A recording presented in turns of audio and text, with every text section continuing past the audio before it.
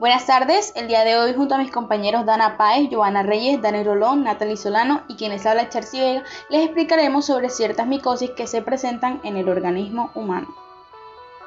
En primer lugar les hablaremos sobre piedra negra y el agente etiológico de la piedra negra es un hongo Keratinophilus de Matiaceae ascomiceto de la familia Piedrahiaceae. También es denominado como Piedrahia hortae y predomina en climas tropicales húmedos. La distribución es cosmopolita, esto quiere decir que se encuentra en Europa, este de Asia, en particular en Japón y Rusia, Latinoamérica y menos a menudo en Estados Unidos. Este hongo produce colonización macroscópica y que cumple su ciclo completo en el humano, incluso la producción de ascosporas en pelos vivos. Bueno, a nivel microscópico se observarán nódulos adheridos al tallo piloso que están constituidos por hifas tabicadas, paralelas al eje del pelo y ascos, y que evidencian de 2 a 8 ascosporas hialinas fusiformes. Como pueden observar en las imágenes, la figura A hace referencia al aspecto macroscópico de las lesiones de piedra negra y las imágenes B y C hacen referencia al examen directo con cabo H. Estas varían ya que la B se pueden observar nódulo adherido al tallo piloso y la C se pueden observar las ascosporas de un nódulo roto. Cabe resaltar que estos nódulos son de color café oscuro o negro, de consistencia dura y que poseen un diámetro que oscila de 0,5 a 4 milímetros. Por otro lado, piedra negra a nivel macroscópico se cultiva en medio agar cloranfenicol a 28 grados Celsius, en donde su crecimiento es lento. En este se observarán colonias de color negro o marrón oscuro cubiertas de un fino micelio aéreo o sin él. Cabe resaltar que las piedras son micosis superficiales infrecuentes que han sido objeto de estudio desde hace ya muchos años. Sin embargo, la literatura actualizada sobre el tema es escasa, lo cual favorece el desconocimiento y también la dificultad para su diagnóstico, ya que estos se caracterizan por la presencia de nódulos que invaden el tallo piloso y que comparten algunas características del aspecto macroscópico de las lesiones que producen.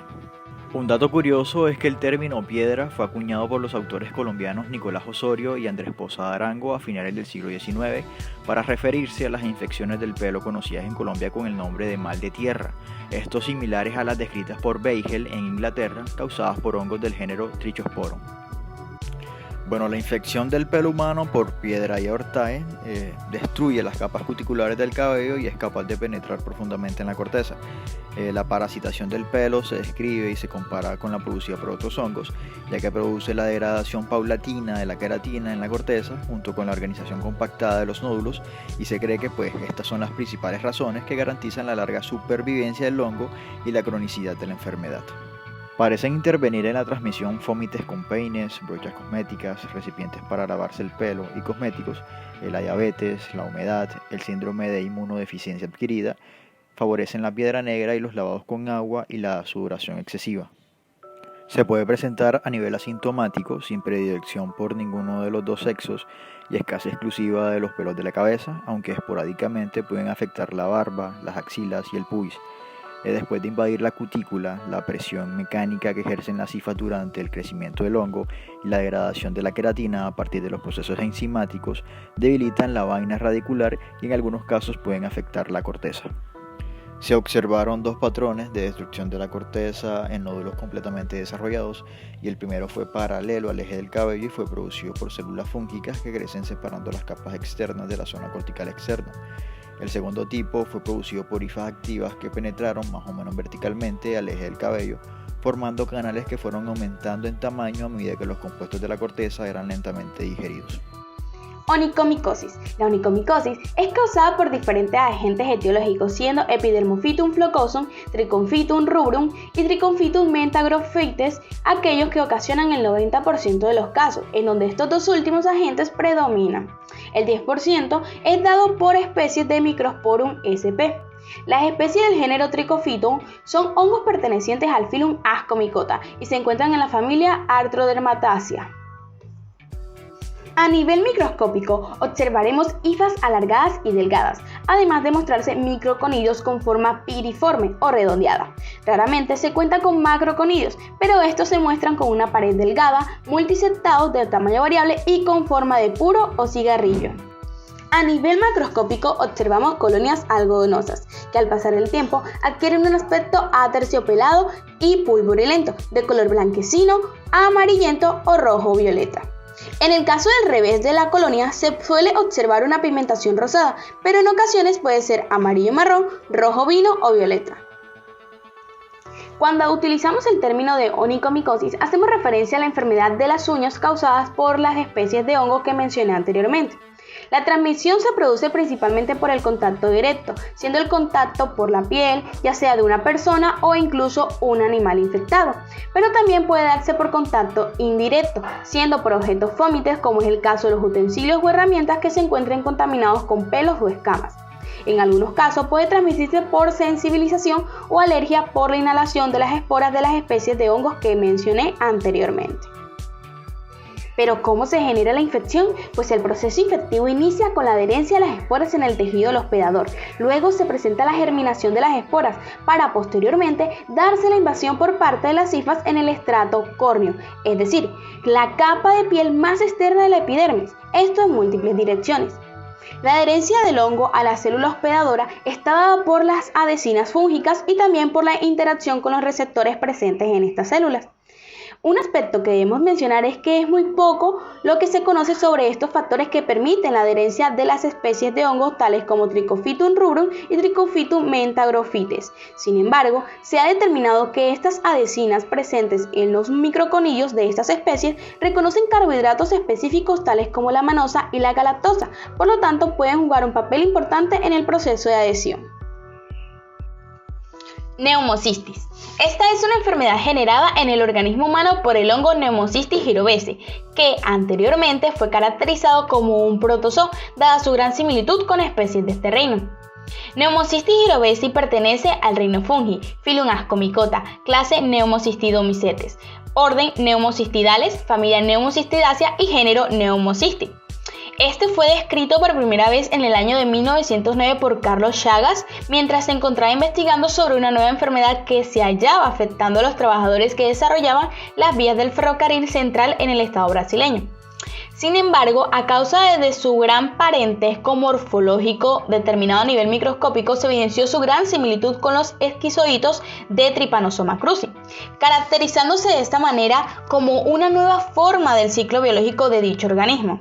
No obstante, gracias a los avances científicos, siendo los análisis genéticos y el desarrollo del microscopio electrónico, se logró determinar cómo este organismo pertenecía realmente al reino fungi. A pesar de lo mencionado, este hongo sigue contando con aspectos similares a los protozoos, tales como el ciclo de vida, la presencia de características morfológicas típicas de los protozoos, la inefectividad de los fármacos antifúngicos y la carencia de ergosterol en la membrana, lo cual, como sabemos, es característico de los hongos. En cambio, cuentan con colesterol, que conforma principalmente a las membranas de la célula animal. Referente a las similitudes con los hongos, se muestra la presencia de 1412 genes homólogos a estos organismos, la ausencia de estructura tanto para la motilidad como para fagocitar, y también la similitud con la pared celular de estos organismos. Ciclo de vida. Actualmente este es un organismo difícil de cultivar de manera in vitro, por ende el ciclo biológico es poco claro ante ciertos detalles. Sin embargo, se ha determinado cómo se puede dar de dos maneras, tanto sexual como asexual. Referente a la sexual, en esta se encuentra implicada la forma trófica, la cual tiene una morfología irregular.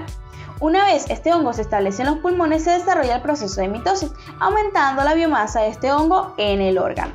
Referente a la reproducción sexual, se contará con quistes maduros, los cuales llevan a cabo el proceso de eclosión. Con esto me estoy refiriendo al rompimiento de la pared celular. De esta manera se dará formación a gametos haploides que se unirán, dando origen a prequistes diploides. En este prequiste se desarrolla el proceso de meiosis, formando 8 núcleos haploides, los cuales pasarán a formar esporas que a su vez contarán con una morfología variada. Esta estructura que se origina recibe el nombre de quiste maduro, dando inicio nuevamente al ciclo sexual. Referente a la enfermedad, como mencioné, este es un hongo que infecta específicamente en los pulmones. Sin embargo, este puede residir sin generar ningún daño en el organismo. Esto gracias a nuestro sistema inmunológico. Pero, ¿qué sucede ante una deficiencia en nuestro sistema inmune?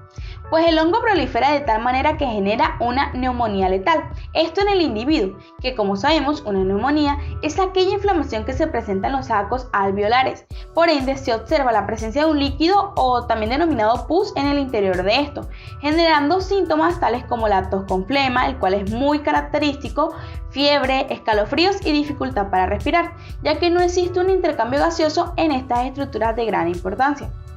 A partir de lo que mencioné, actualmente se ha determinado que este hongo es uno de los principales agentes etiológicos oportunistas, presentándose en pacientes en estado de inmunosupresión, como es el caso de los individuos con cáncer, aquellos que cuentan con hemopatías malignas, afectaciones inflamatorias crónicas y sobre todo las personas con SIDA. De hecho, en el caso del último, la neumonía generada por este microorganismo se tiene en cuenta al atender pacientes con clínicas respiratorias inespecíficas y sistema inmunológico desconocido. Transmisión. Actualmente se desconoce la manera exacta por la cual se puede transmitir este patógeno de un individuo a otro, pero diferentes literaturas sugieren que la transmisión puede darse de manera similar a Mycobacterium tuberculosis, es decir, por vía aérea. Esto se debe al tamaño que presentan las formas que mencioné en el ciclo biológico, las cuales oscilan entre 2 a 4 micrómetros. De esta manera pueden ser expulsados por el paciente infectado y por medio de las gotas liberadas por este se transmite a sujetos sanos y dependiendo del estado inmunológico de este, existirá una proliferación inmediata o no. ¿Pero existe un tratamiento? La respuesta es sí. El medicamento que se utiliza para la neumonía por este patógeno es trimetoprima sulfametosazol, que aunque es un medicamento empleado para infecciones urinarias, desde la epidemia de neumonía por neumocistis girovesi se emplea en los individuos infectados, ya sea por vía endovenosa u oral. Aquí encontrarán las referencias bibliográficas donde se obtuvo la información expuesta.